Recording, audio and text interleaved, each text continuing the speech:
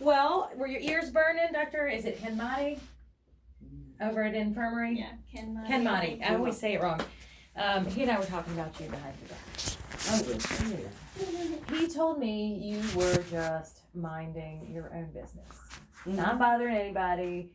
Went and had an open heart surgery. I can see the big kind of chest wire on your scan. So they did the legit, like, open your chest up, do the whole thing. Yeah, did. But as they were kind of getting you ready for that, that's where they found the lymph node, is that right? Or shortly after? It was shortly after when they did for the lung, when they found the lymph node. Got it. And then, well, that was a nodule, and then they did a complete PET That's scan. right. Okay. That's when they found it. Okay.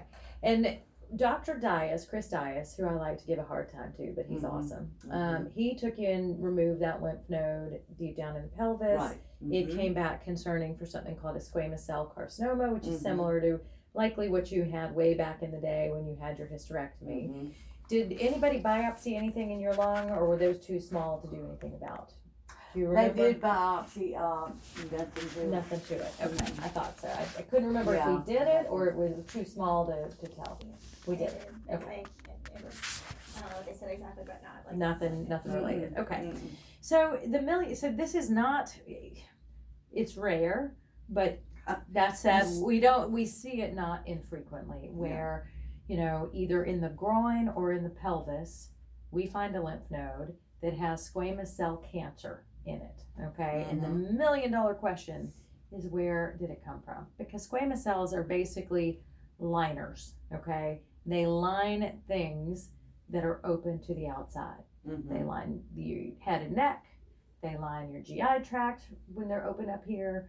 They line your GI tract as it opens kind of at the end.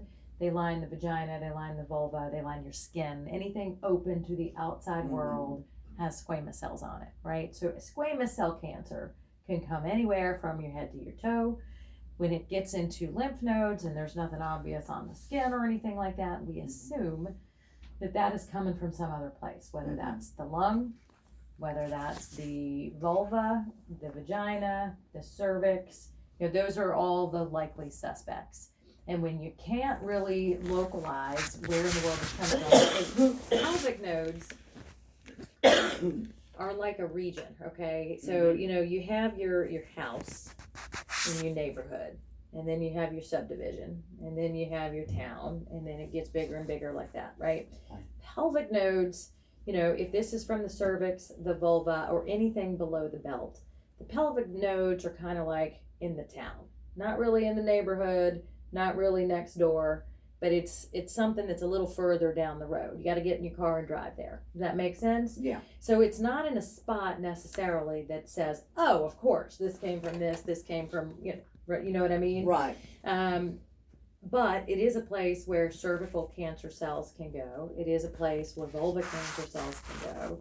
It's a place where any cancer cell can go, to be honest. But it's below the belt, so we look below the belt, and you have this history of a squamous cell cancer on your cervix. So common things being common, this likely represents, you know, a potential recurrence. But the good news is only in one node that we can tell, because the biopsy up in your lung was negative. The other concern I would have is if they saw nodules in your lung, you know, if this were a primary site for a cancer, that certainly could go to a lymph node like that. But it sounds like that's not what we see, and certainly in the PET scan, that's not what I see, okay? So by exclusion, essentially, what we have is we're assuming that this is related to your old cervical cancer, which is why you're here. And looking at your your PET scan, rather, I really don't see anything else. I really don't. Nothing in the pelvis, nothing in the groins, nothing in the usual neighborhoods that we look for cervical cancer problems, okay? Now, cervix cancers can go wherever it wants to. It can go to those pelvic nodes, it can go to nodes higher up, the liver, the lung. We're just not seeing that, which is good.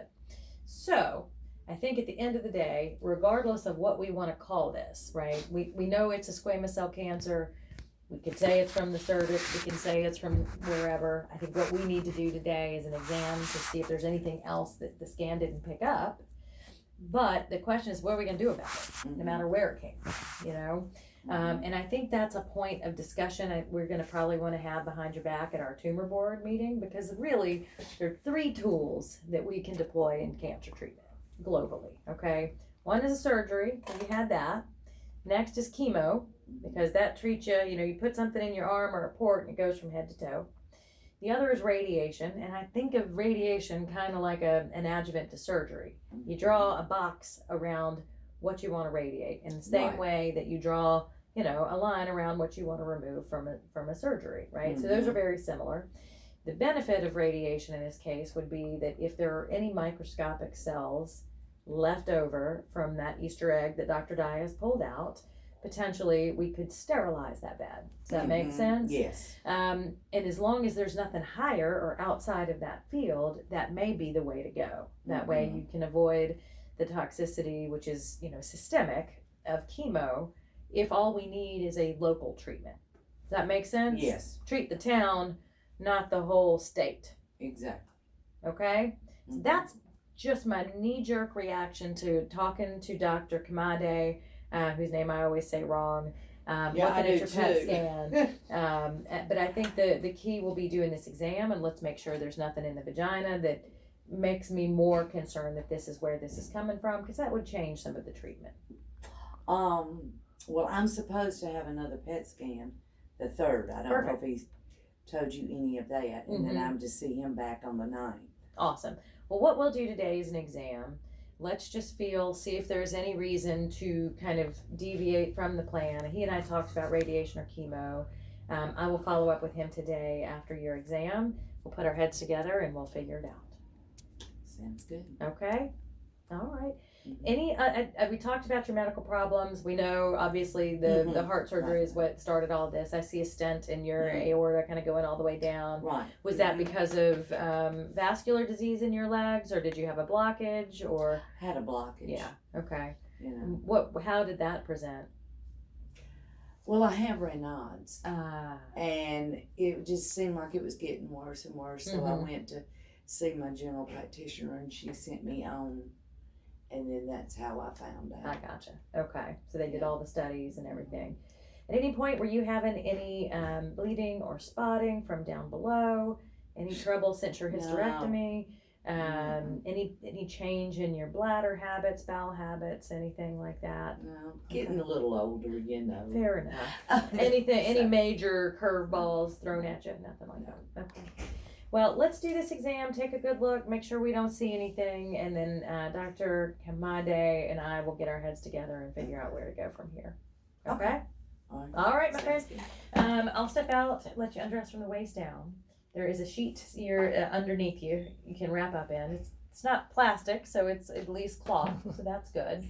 But not exactly what you want to do on a Tuesday afternoon, especially, and I made you sit forever, so I'm sorry. There is a restroom right here if you need it. Just make sure the other side is locked so you don't get a visitor when you come back out. We'll get you undressed and we'll go from there. Okay? All right. I'm going to get you all that.